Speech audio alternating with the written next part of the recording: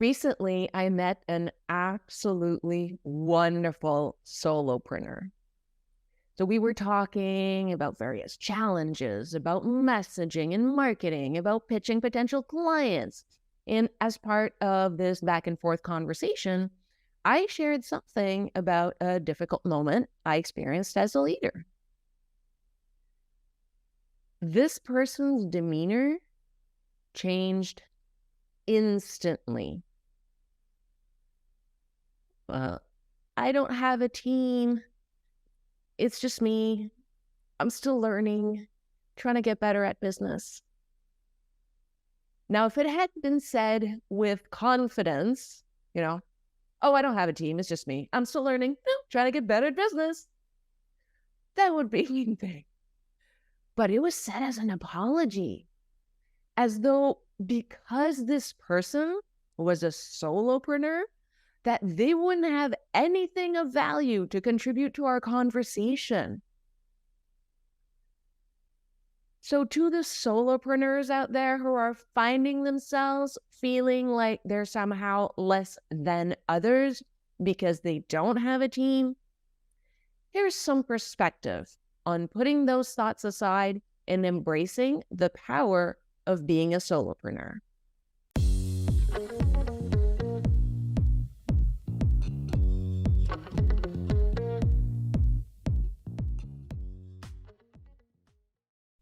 Let's start with the business growth journey is universal, or at least it should be, the growth part. Dennis Waitley said, never become so much of an expert that you stop gaining expertise. View life as a continuous learning experience. I agree. Wholeheartedly agree. We're all constantly learning. Do you really think I know everything about business? No, of course not. I'm experienced.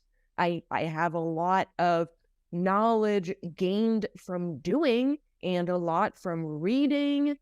I have more years. I've put in more years into this. So yeah, I know a lot. And I've been a leader for a long time in various organizations, various types of leadership positions, various types of supervisory managerial positions, executive positions.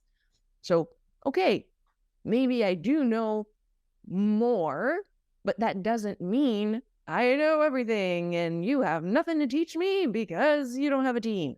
Not at all.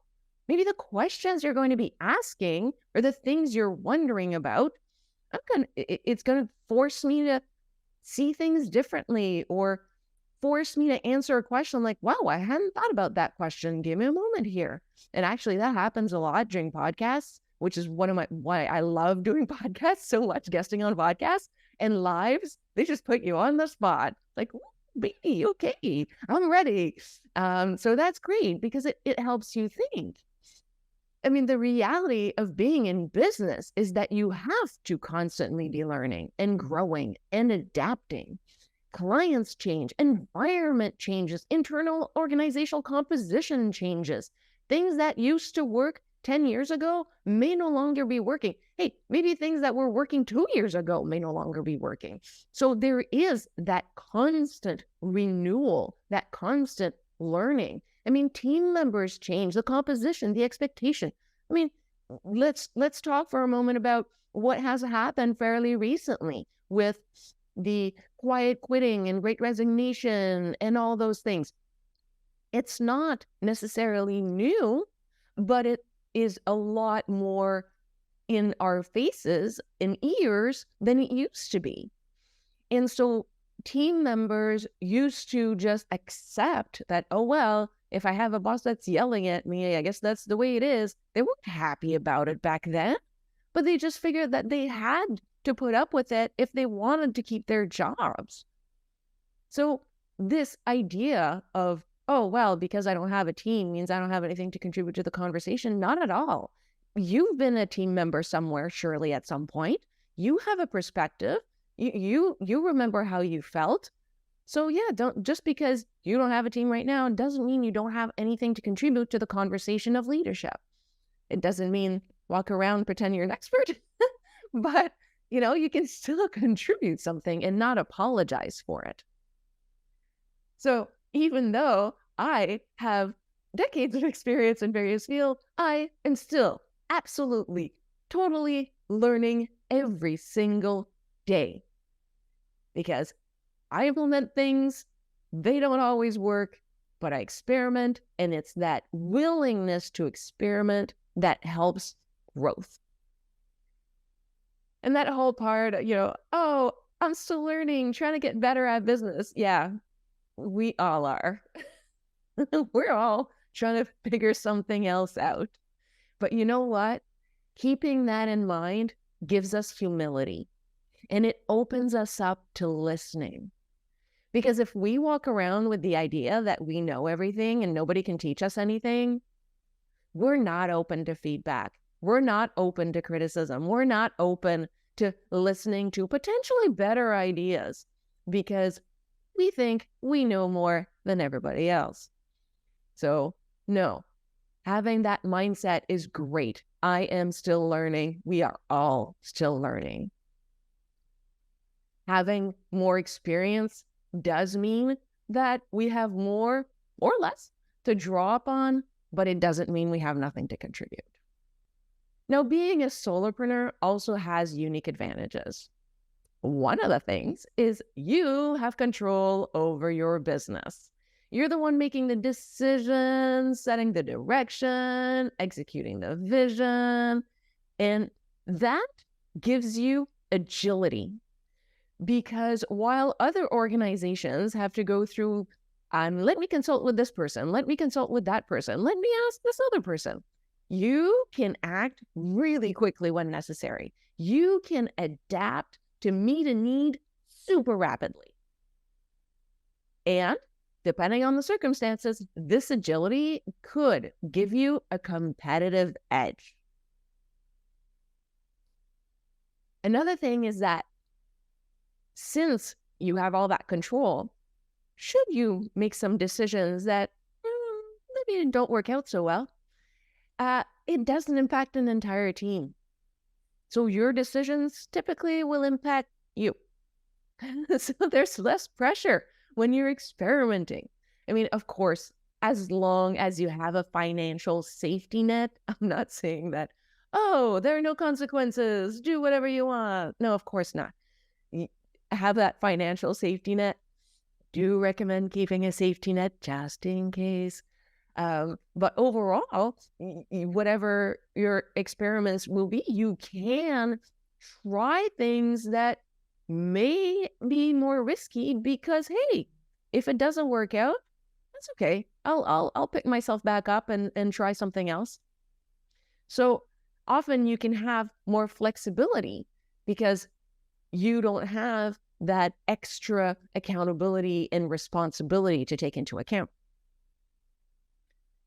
Now, that also plays into having more flexibility because you have no team expecting you or waiting for answers from you. It's pretty much as long as the client work gets done, you can do almost whatever you want, whenever you want, whenever it's convenient for you, just get it done. As long as it's quality and it meets the deadlines you promised, you can pretty much work whenever it suits you. You don't have team members that are expecting you to be there between certain times, they're expecting you to show up on days that you said you'd show up, be there to answer their questions that potentially is blocking them until you provide them with that answer. So you don't have any of that. So that gives you lots of flexibility. Another aspect is that since you work directly with your clients, you have the opportunity to build deep and meaningful connections with them. I mean, I've said this before. It's like if there are like 100 people between you and the client, it's really hard to create a deep, meaningful bond with them. But when you're a solopreneur and you're dealing directly with them, then every interaction, you have the chance to create a personal and genuine bond. You can provide an individualized experience that leaves a lasting impact. And your clients will appreciate the attention and care that you put into your work. And that will likely, highly likely, lead to stronger relationships and loyal customers. So the question that you have to ask yourself is, are you being a solopreneur by choice? Because if you choose to be a solopreneur, then there's no need to apologize. And actually, there's no need to apologize at any point, even if you're a small business growing. But don't have that demeanor. If you're a solopreneur by choice, you just have to ask yourself, is this what I want? Because do you want to grow your business to include a team? If all you want is to do your work and not be bothered, maybe growing a team is not right for you. Look, we have to dispel the myth that having a team is necessary for all businesses. Well, you may want to bring in various individuals to help support you for sure, but it's not for everyone. I was talking actually fairly recently with a very, very successful, experienced solopreneur. And this person admitted that they used to have a huge team, but they chose to make the move from having a big team to becoming a solopreneur because just managing large teams was extremely exhausting and this person didn't like it. That's okay. This person wasn't apologizing. It wasn't like, oh, it's a failure. No, it's a choice. That person had decided, you know what? Having a team is not for me. I'd much rather just do my thing and I'm happy with that. And that is perfectly fine. It does not mean, oh, my business is less successful because I choose to be a solopreneur. It's whatever you define as success for your own organization and for yourself as a human being. We always have to keep that in mind. I've talked about this in another episode, the idea that if you make a choice and you want to grow a team and then it's successful, but you didn't really want to do it in the first place and you're a victim of your own success and then you're unhappy, that's not good for anyone. And just because you're a solopreneur, just because you choose to be a solopreneur, doesn't mean you have to do everything alone. You can still collaborate with others. You can still outsource tasks that don't align with your strengths. You can partner with freelancers. You can partner with agencies to complement your skills and expand your capabilities. So you can still do more by surrounding yourself with the right collaborators, but you're still not responsible for the team the same way you are if there are your direct employees. And having those collaborators can help you focus on what you are best at while still delivering more comprehensive solutions to your clients. So I say, it is time for a mindset shift. If you determine that you want to grow your business, both in revenue and team members, then make a plan for that and start moving in that direction. I mean, personally, I love having team members. I love that collaboration. I love that guidance, that elevation, that impact. For me, it's more about positive impact and how can I help others grow the way that I grew in the way that I was helped in the past through various positions and experiences and all of that. So if you make the decision that that is for you, that you're looking to have that impact, and it can also be having an impact by providing work to individuals who may be in other places. Maybe you provide them with an environment, a culture that is positive and uplifting, and you're actually changing lives.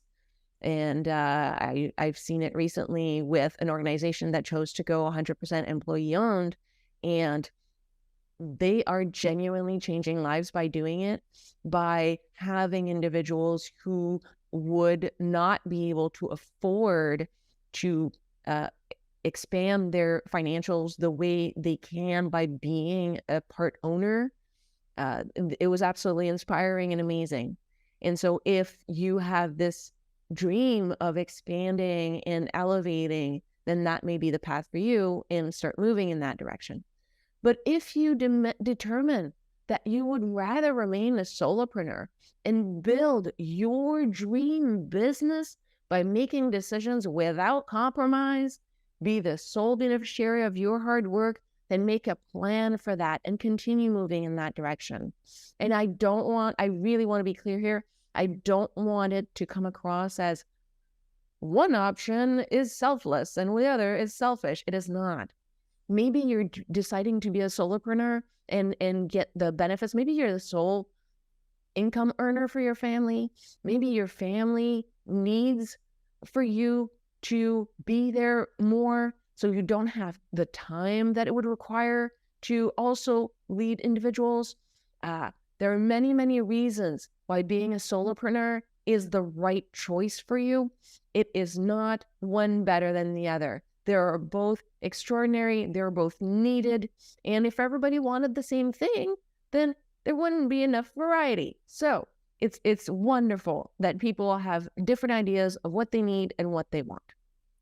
So either way, it is your choice, and you should be proud of the work that you're doing. As a solopreneur, it is also hard work. Being an entrepreneur, period, is hard work. It takes a lot of effort. It requires significant self-discipline and self-motivation. And I would say that being a solopreneur at times can even be harder because no one is watching. You are accountable to yourself and responsible for your own success. So remember that being a solopreneur also means that you get to reap all the rewards. Every milestone you reach, every client you make happy, that's on you. And that experience gives you a unique perspective with unique insights that others are likely to benefit from.